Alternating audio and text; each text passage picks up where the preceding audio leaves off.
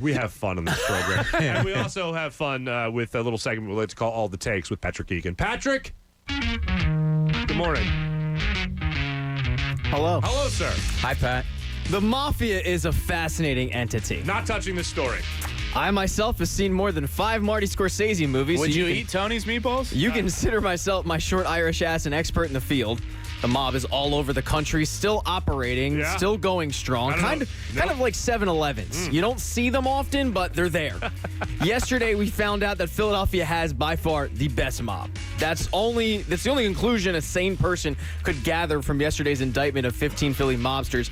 Guys like, and I want to mention, I'm not making these nicknames up. Guys like Louis Sheep, Big Vic, Cuzzy, Tony Meatballs, and my personal favorite, Joey Electric. I think it's safe to say that when you meet a guy named Tony Meatballs, you can probably figure out he's not actually in waste management consultant business. Also, just a disclaimer, I have the utmost respect for these men if they or anyone else connected happens to be listening. Yeah.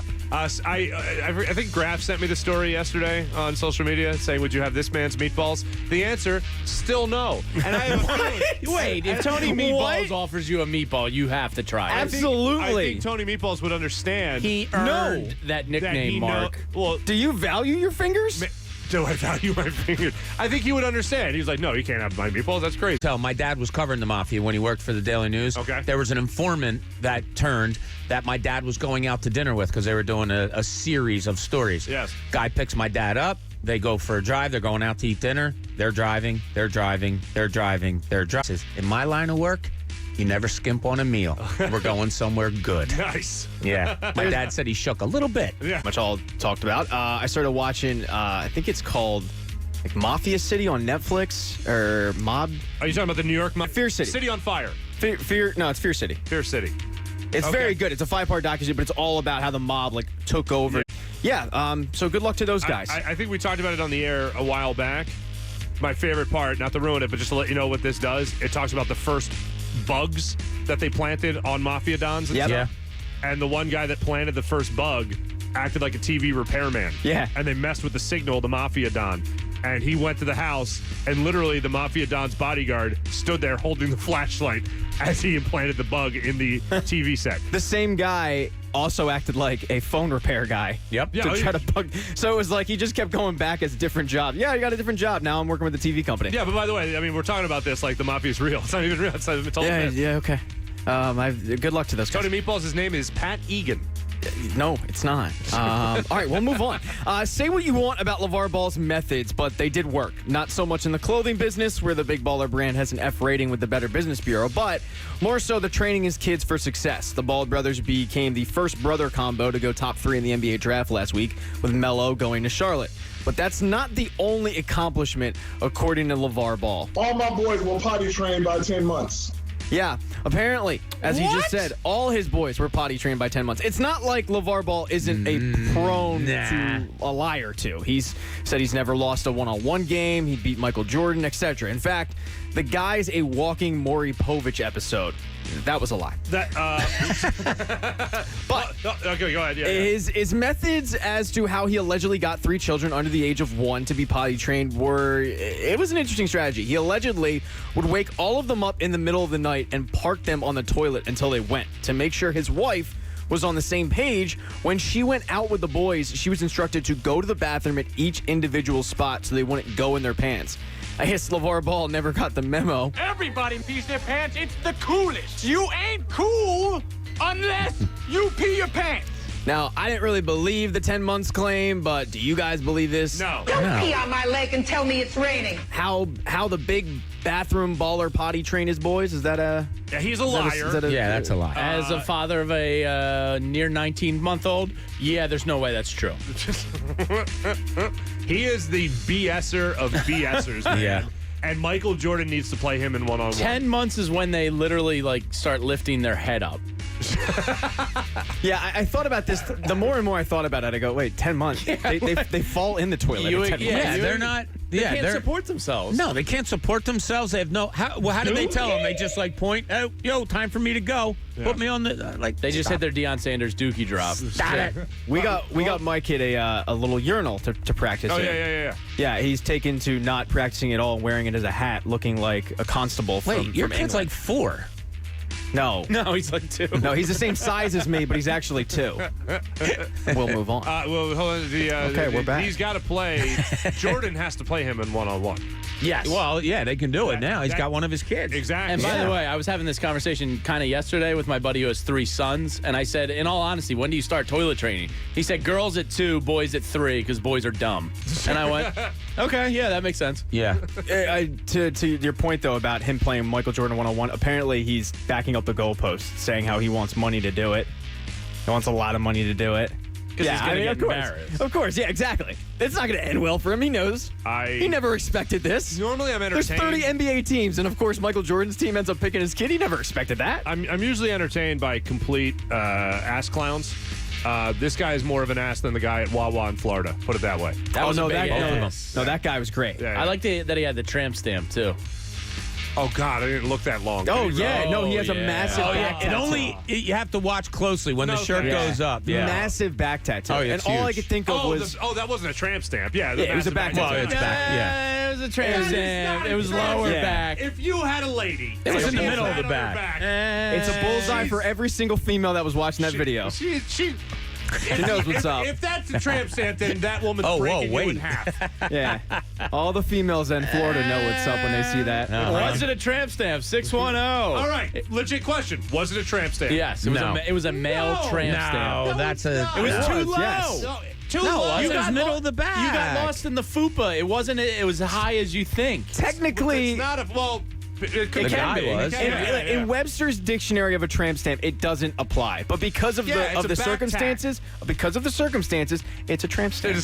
It was a male tramp stamp. All I could think of was Billy Walsh from Entourage when he took his shirt off that one time and he had Meta Ian tattooed on his entire back. Yeah. That's all I could think of was this guy. Never seen one episode. And we'll move on. We'll just pretend we didn't hear that. Yeah, seriously. Grow up. Gentlemen, what is the best baseball movie of all time? We'll go around the horn. Natural. Field of Dreams. Yeah, I have to go natural. Yeah, you guys are wrong. It's the Field of Dreams. Thank you, Jamie, It's for. the Field of Dreams. Well, it's Field of Dreams. It's not a story about baseball. It's a story about a man and his father. Field of Dreams. Any other answer is just incorrect, like the one that we just got from Mark. I mean, and Bob. Sandlot deserves some consideration. That's Obviously, a good point. yes. Good point. I agree, but it's still Field of Dreams. Yeah. Great point. One of the best movies based off a book, Field of Dreams, follows Ray Kinsella, an Iowa farmer who, on the whim of a voice he hears, turns his farm into a baseball field. The synopsis was for everyone who has been living under a rock for the past 31 years. Wow, spoiler alert. Last season, Major League Baseball to Iowa. And have a baseball game on the awesome. famous Field of Dreams field, which is very much still up. The game was postponed because of COVID. Apparently, Shoeless Joe had some other plans or something. Anyway, they've rescheduled the game, and yesterday, Major League Baseball gave us our first glimpse into what the field will look like when the Yankees and White Sox take it on August 21st. All things permitting, obviously. If you head on over to our Twitter account at 975mornings, you can take a glimpse of the field. Looks good. Yeah, it looks pretty cool. I was actually really looking forward to that, and it looks like they've done a great job of keeping it, keeping it up. And as you assume, I'm sure it's the #1 tourist attraction in Iowa. Oh. I've always meant to Google it. Well, it's that but, or the giant ball of yarn. That's a close second. Oh, okay. I know there's a giant ball of twine in Minnesota, but I don't know about the yarn thing. Yeah, like who's going to Iowa? What? Who's going to Iowa? I am. Why I'm gonna go wouldn't see you? the Field of Dreams thing. No, like I would love to. Have you ever been to Iowa? Why would I go? Well, you can't say that. Yeah. I That can't. bothers me about people. I literally I just hate did. eating this. Did you ever try it? No. I just said don't it. say I that. literally just. They're Can we- home of the National Czech and Slovak Museum and Library. Oh, that sounds like a good one. They have the Okay. National Mississippi River Museum and Aquarium. My- Mississippi So there's- River in Iowa. Okay, Yeah, I'm down. Beautiful. So there's 2 fields in Iowa. They have 2 fields on the promise. So the one looks like it's the one that they did the movie on, and then there's another one where they're going to play. And how rude, Pat. They have the Bridges of Madison County. Oh, my God. Oh, my God. Great movie. Come on, Look, we don't have enough time to tell you the first time. Madison County? We don't have enough time in the The segment. Herbert Hoover National Historic Site. That Bridges of Madison County was elderly erotica. I have a That's what it horror was. story The from watching that movie. American Gothic House. I've never Pretty been more famous disappointed in painting. you, Egan. There you go. How dare you shame Iowa? I mean, American So Gothic's all all the right. people Okay. streaming, all the Philadelphia transplants in Iowa all during the great Philly to Iowa migration of 1971. All you Hawkeye fans. Yeah, just God bless you. We're sorry for Why Pat. are you disappointing me, Bob?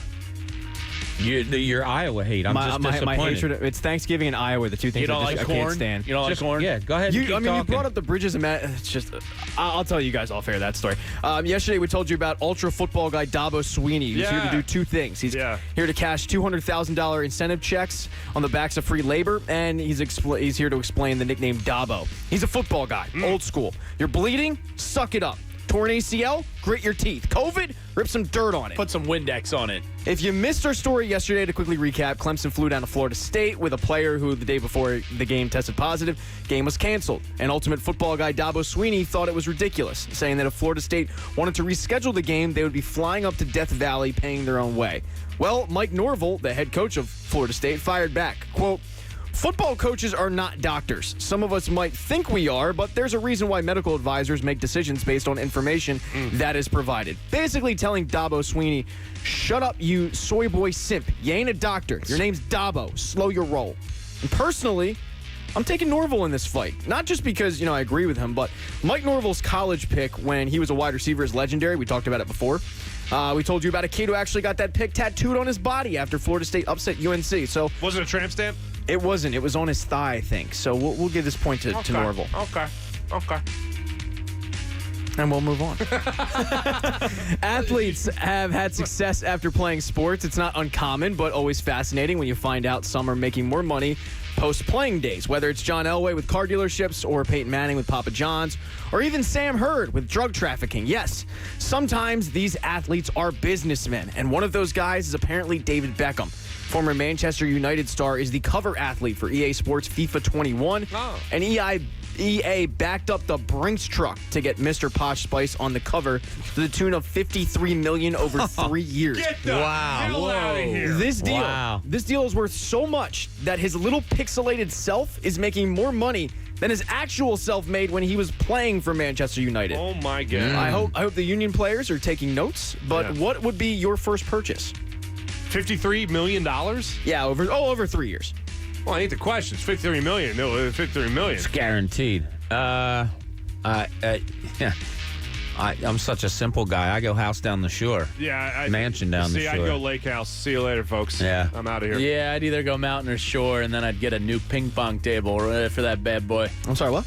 Ping pong Ping table. pong table. A ping pong table? Yeah, like an elite one. Yeah. Like a Like a $6,000. pro. Yeah. Like a Flexo Light Yeah. ping pong paddle. Wow. Yeah. Table. I'd keep That's working, pretty though. cool. If you head on over to our Twitter account at 975 Mornings, you can see a picture of Jamie in his new career endeavor of a professional ping pong player. Nice. And I use my professional ping pong paddle. Anyway, go ahead. The birthday's today. The former Pennsylvania Gatorade Player of the Year. The man that Chris Collinsworth made out to be Patrick Mahomes, light, Ben DiNucci. Ben We want to be DiNucci. quarterback factory. Yeah, right. Not everyone can be the Dallas Cowboys with the quarterback factory Tell stuff. me We can about only it. attempt to get to that level. A guy that everyone loves until he faces the Eagles, Ryan Fitzpatrick. Oh, Ryan Fitzpatrick's birthday's today. Oh, cute. Great post-game attire. 48? I Always. still laugh at. He went to Harvard. No way. I always laugh at the Deshaun Jackson jacket he wore, unfortunately, after beating the Eagles. Yeah. That was a good one. I enjoy him, and I love how much he loves the game of football. He's a guy's guy. He is a guy's guy. Yeah, he's a dude. Former Flyers captain Keith Primo also celebrates remember his birthday him. today. So Number happy 25. birthday, Keith Yeah. Primo, still living in the area, doing good things. Yeah. Events today. His son's a goalie. In 1904, fullback Sam McAllister was thrown for a touchdown. You heard that right. He wasn't thrown a touchdown. He was thrown for a touchdown. He was playing for Tennessee and was donning a leather belt with handles sewn on. He was repeatedly thrown over the line of scrimmage. If only this was still allowed today. Little Rodrigo Blankenship would getting thrown over the Colts line of scrimmage over and over would be quite a sight. Dude, you'd have a football career. Exactly. I'd also have a shot of being a pro athlete. Yeah. I could see you getting winged over to goal line. Absolutely. Yeah, no question. Absolutely. In 1960, Wilt Chamberlain set a record while playing for the Philadelphia Warriors, grabbing 55 rebounds against the Celtics. They end up losing the game, though. In 2002, the Phillies found their heir apparent to Scott Rowland when they signed David Bell to a 4-year, $17 million contract. That worked out. In 2008, the Pirates signed the first 2 players from India. They later made a movie starring our friend Jason Stark. I know they won called The $1 Million Arm. Real quick, I know they won a World Series without Scott Rowland. But damn, this is probably my most opposite take next to how much I hate the Penguins more than the Cowboys in terms of I know I'm alone. I'm not even in the minority. I'm alone in that feeling. I wish Scott Rowland played his whole career here in Philadelphia. There, I said it. It's out there. I'm with you. That's my take on him. He's a really good player. I like good players. Jimmy Rollins would wait to set to Scott Rowland. Usually it's the shortstop dictating where to set to the third baseman. The third baseman would set it for Jimmy Rollins.